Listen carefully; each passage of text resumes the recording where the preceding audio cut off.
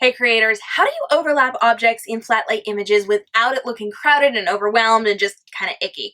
We're actually breaking this down into 4 main sections today I want to chat about. And remember, I'm a professional photographer. I've been doing this for a lot of years and I've learned a lot of tips and tricks, so I'm bringing those to you today as part of our Flatlay series. So here is the deal. The first thing I want to talk about is actually overlaying your objects. A lot of people just take their object and kind of surround their main object with it, and the accents should not necessarily just be individual pieces surrounding what you are promoting. You want to make sure that you have some overlap so it kind of looks a little more natural, a little more like it belongs there, and you want to make sure that you're being very careful when you're doing this because you don't want it to get too messy. So don't overlap everything, but make sure you overlap a couple of things, just so a flower is on top of your palm leaf, or you've got your teacup sitting on top of your saucer. You want to make sure that there are some overlapping objects to really draw the eye in and make it pop, making it look realistic and natural without it being overwhelming. Now you also want to make sure that you are using objects of varying heights, because when you're shooting straight down, you are going to be seeing things on a flat plane. If everything's the same level, it's kind of boring. So you want to make sure that you are putting, let's say, your iPad down first and putting a taller candle next to it. Now, we did chat about it in this video, how that is going to have your candle or your higher object looking a little bit blurry, or if your object's a little bit higher, anything below it is going to look blurry because of your plane, the field that you are working with. You want to make sure that everything is on the same plane if you want everything in focus, and you want something a little higher and a little bit lower if you want to add depth to it. Depth is really important because it grabs the attention, it gets our eye, and we want to make sure that we are adding that depth to it. Now, it's okay if you do some flat images, but you do want to make sure you have a little bit of depth. I recommend that you don't do anything too tall or too short because it's going to be really out of focus in the way in your objects or in your imagery, but you want to make sure that you do have a little bit of depth there. So have something flatter, have a candle, have a teacup, have different heights in there to really grab the eye.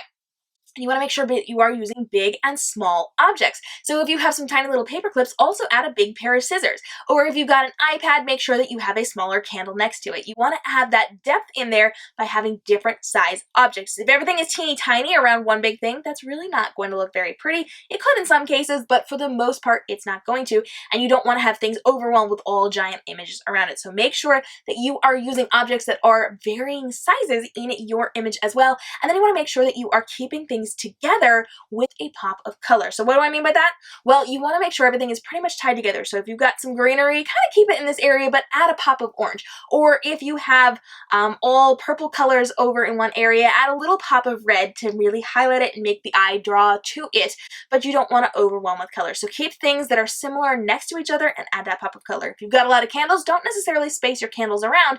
Have them in one corner of the iPad or whatever you happen to be working with, and then add a little pop by adding a golden flamingo figurine, or add something in there for a pop, but keep like things together for the most part. Now, here's the deal. You're probably wondering, what is the next step? Now that I figured out what my objects are, I've checked out these videos all about how to do my flat lays, but what do I do about my backgrounds? Is that a question that you have? If you have that question, go ahead and type background in the comments below so that I know that this is something that's going to be really important to you, and click subscribe and the notification bell, because I'm actually going to be talking about backgrounds in my next video. And I'm going to be specifically talking about what types of backgrounds work well for flat lay images, but if you want me to tell you where I get all of my backgrounds, I want you to type, I want your backgrounds in the comments below, and I'll know to make an additional video all about that. Now, I do drop videos every Tuesday and Friday here on the YouTube channel, and replays of my live broadcast Wednesday live Ask Me Anything Q&A sessions inside of my Facebook group, where I'm answering your questions in real time on air. When you come to me and ask your questions, I get as many answers as possible while we're on air, and I can create bonus content for you if I don't get to yours while we're on air. But come join our fabulous group of entrepreneurs as we're working together to build a profitable brand through smart social media strategy. Group.kmrobinson.com to join us over there, and make sure you join me every single Tuesday, Friday, and Wednesday for the replays right here on the YouTube channel as well. If you've got questions about social media, go ahead and drop those down below. I am here bringing you bonus videos on the YouTube channel every single time there is a platform addition or an algorithm change on social media. I usually break this news, or I'm one of the first to break the news, so that you can pivot within your business to really leverage what you are doing in your marketing to grow that profitable business. So if you have questions, go ahead and drop those down below. I'll create more content like this for you, and check out my website, kmrobinson.com, because I've got some bonus things over there for you as well. I hope you have a great day. Until the next video, where we're talking all about creating or finding your backgrounds for your flat lay images, I hope you have a fantastic day and stay inspired.